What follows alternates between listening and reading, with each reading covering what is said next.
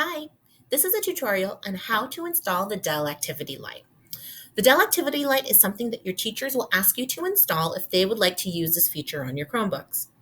You'll be given this link from the Chrome Web Store.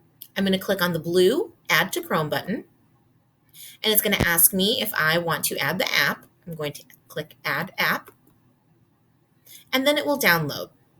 Now my blue button turns into Launch App. I'm going to click on Launch App, and I have these three buttons.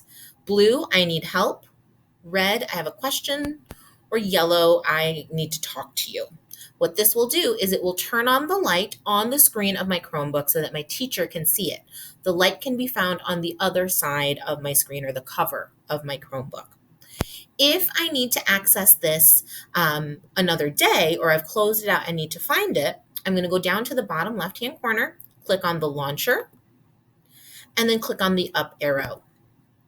Your Dell Activity Light will be found in these apps. Oops.